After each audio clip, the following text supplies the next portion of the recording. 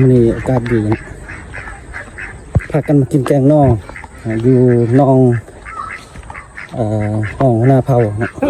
เดียวหลังจากกินเบี้ยมาได้แล้วมากินแกงนอกเอาเนาะเดี๋ยวให้เบิ่งภาพบรรยากาศนองเพิ่นเนาะอันนี้เป็นนองป่าเพิ่นเนาะป่าเริ่มใหญ่แล้วเป็ดไก่ก็เริ่มใหญ่ตอนนี้เพิ่นกำลังกินพากันกินทันทาเนาะ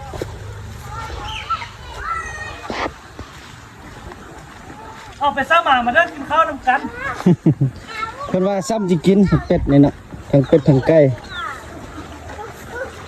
แกงมักกระดอมเดี๋ยวนี้เนอะมาเบิ่งอาหารการกินของเพิ่นเนาะเดี๋ยวเบิ่งเพิ่นตอนฮับนี่มันยังได้เฮ้อกินข้าวตากันเลยข้าไก่ตัวเบิ่งง่ายๆเนาะตัวครึ่งโลอันนั้นต้องเป็นตัวเลย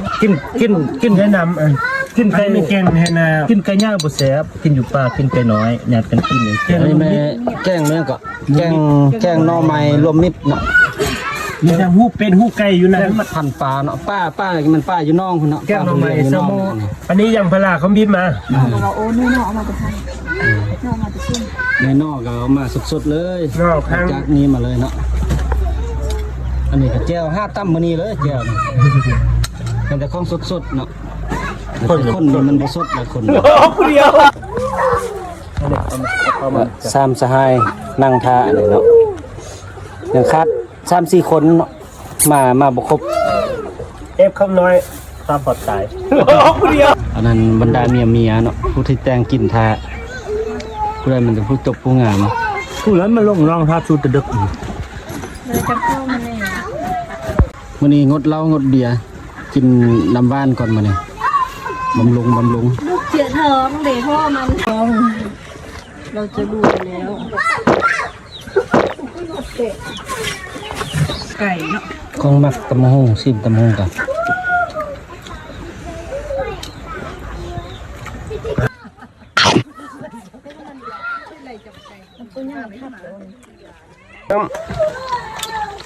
กินพันเนาะพันปลาเป็นยังต้องเบาหน่อเนาะบ่นอนในบ่ได้เนาะแล้วมันต้องได้เบาเนาะเอาแทนมองนั่นเนาะลองมองแม่ใช่มองนั่นคำเบาเนาะจะคนลองมองรถเนาะเดี๋ยวลองซิมก่อนข้าวปุ้นใส่สุกแซ่บเนาะอันนี้มันยังปลานี่นี่เราไปซีโซนมีปลาตายอันนี้ปลาน้องคนนั้นนี้เนาะบ่แม่นปลาน้องคนนี้เล็กเมฆกูแล้วมันจะใส่เนาะผักหอมใส่ความจริงบ่มักผักหอมเนาะแต่ใส่มันคือซื่อแม่นเราอ้อเนาะมันบ่ใส่ก็บ่ได้กินนี่เนาะครบเศษยังมะเผ็ดบ่ใส่ก็ได้แก้วบ่มักเดี๋ยวแจ่วเนาะมันนี่บ่วงก้างทำบ่วงตังเซอร์แม่มือจับตัวแจ่วแซ่บๆเนาะสูตรพ่อเฮ็ดนี่จริงสูตรแม่ติ้งเนาะมันคือไอ้ขันนี่อันเดียวเอาเองมันเป็นแบบนั้นลองเด้อคำใหญ่ๆครับโตๆเนี่ยก็ใส่แง่อยู่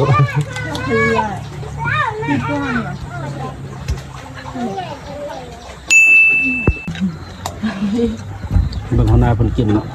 คำตะเมียนคำตะแมนเนาะคำตะแมน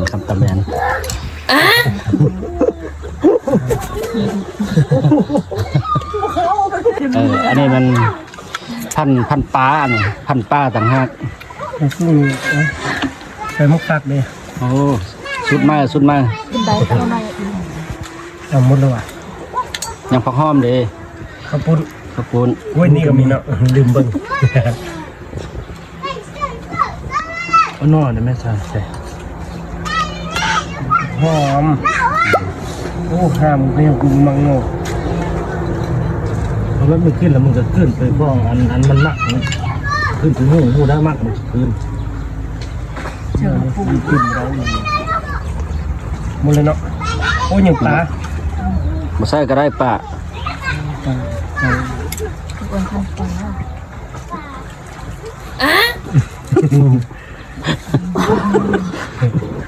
เอามือเดี๋ยวเกี่ยวกันหาปากเลยยินนะ เพิ่นว่าพันป่าธรรมดาโรคประจำเนาะพันหัวมันเอา มึงแป๊บนิดนึงผมเอานี่ออกแป๊บนิดนึง เอาไหม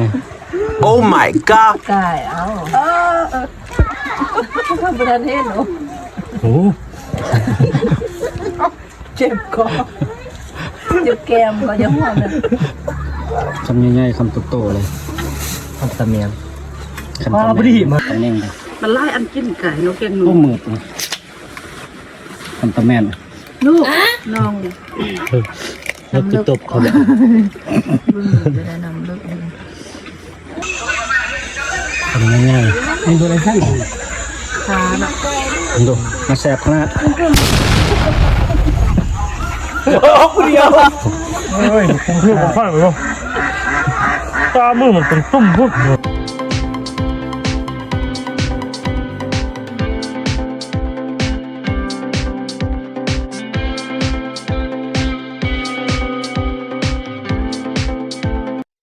แม่นั้นตำอื่น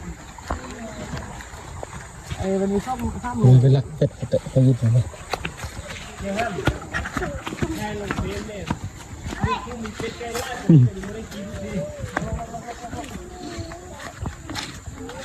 เบิ่งคนเพิ่นว่าบ่มีเป็ดมีไก่เนาะเป็ดไก่บ่ได้ลายเบิ่งเนาะ แล้วเรากินเลี้ยงไก่น้อยเราเลี้ยงไก่น้อย พ่อนำพยินจากโตเด้วย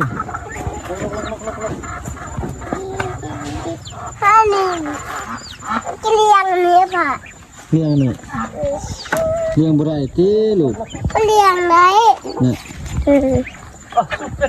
ไอ้ลาเป็นยังมา ไปโดนได้เชื่อไก่เลย คือใกล้ไผ ก็ไก่พอดิน เนี่ย อือ ไอ้ลาก็ยักได้ มันตั้งแต่ตัวเลย ในตัวหน่อยน่ะเดี๋ยวมันนั่นพอสอบให้เนาะมีไอ้ตาเนาะ มันก็เป็นมันค่ะ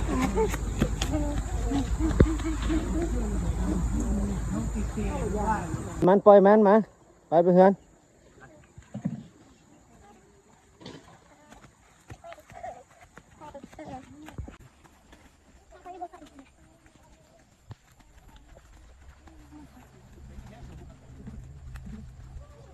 กลับบ้านเนาะลงกลับแล้ว